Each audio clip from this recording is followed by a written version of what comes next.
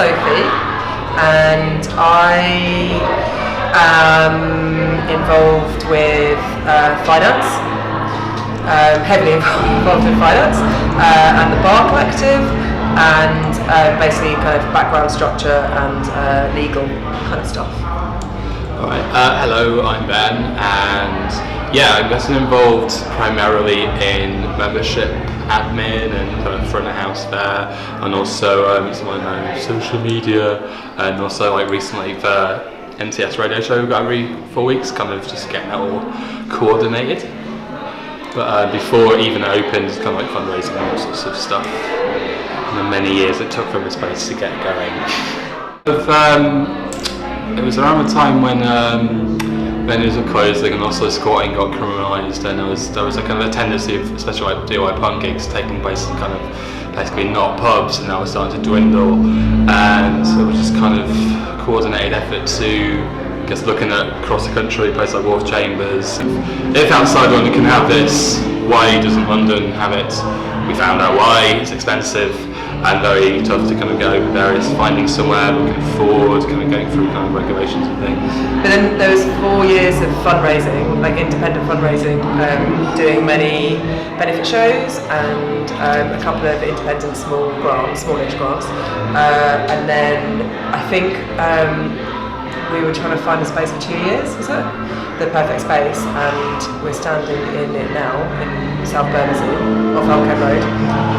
We signed the lease May 2015, and then from then there was about, I don't know, like a month of, oh God, what are we going to do? And then we started to build, and that was over the summer, and then we opened, when we opened? It was, the first gig was late September. Yeah. That was, I mean, the first gig was like Priest, about like DC, Elizabeth from New York, Rob, a few of Bamboo played, I was first ever band to play.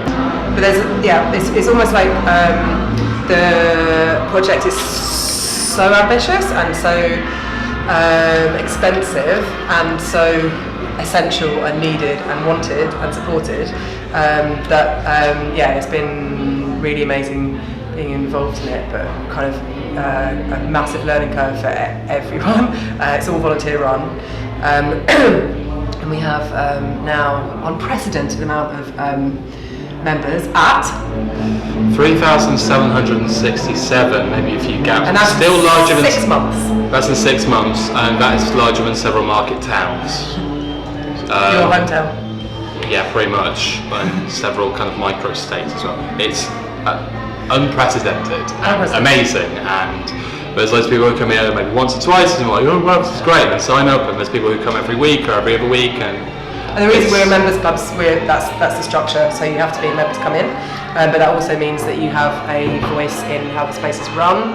We're going to have an annual meeting where everyone can decide things, but yeah, I'm going to get all financing, fundraising now. It costs about £5,000 a month to run the space. It is large and it's ambitious, and we have lots of things happening here. But yeah, we are independent, so it's kind of it's a little tough, but it's working.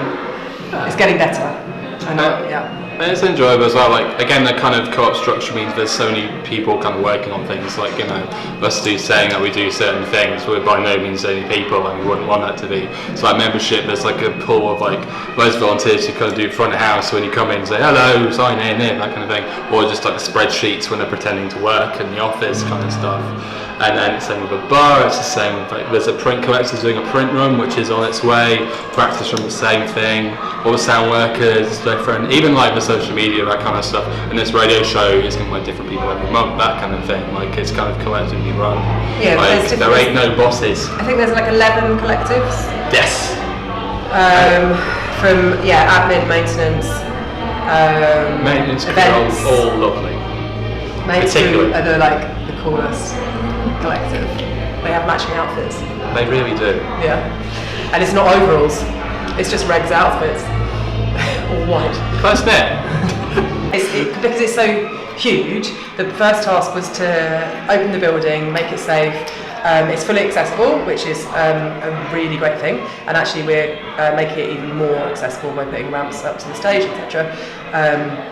But that was the first task, and then we opened, and then we kind of had to think about, how all the processes of that, and then it's now kind of settling down into how do you make long-term processes that work and that are fair on everyone, and it's I feel like it's like this kind of like long-limbed, multi-armed beast, which is kind of gathering people in and then shuffling them about and kind of working out how it all works inside as an internal organism. Now we've kind of got our feet on the ground, so to some extent, thinking of like broader things, like there have been at times where we've learned from mistakes, like being pleasantly surprised but also slightly panicking when Halloween sold out. We didn't realise, hang on, we've got this place that people are trying to get in and there's no room, and it's like, how do we that kind of thing, or I know the toilet's exploding, or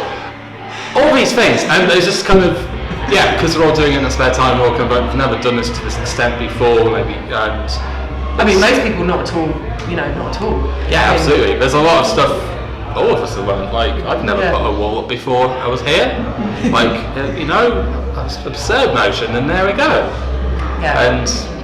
But it's a good challenge to have. Absolutely, kind of. This is the best part of the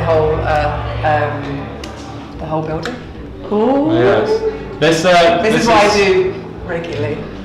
Hone my dart skills. There we go. This was a gift from our record shop, Stone Records, which is the best record shop in the world. We've got like a cafe, Joe's Kitchen, which is like a completely vegan cafe. They're alchemists and wizards and wonderful people, like their stuff is incredible, particularly their cakes, because they're enough to feed 2 people. We're here, our lease is for 5 years, which could possibly be extended, but the organism, the octopus organism, can just move anywhere else. There's no end to it. DIY Space for London will continue, regardless of what venue we're in, really.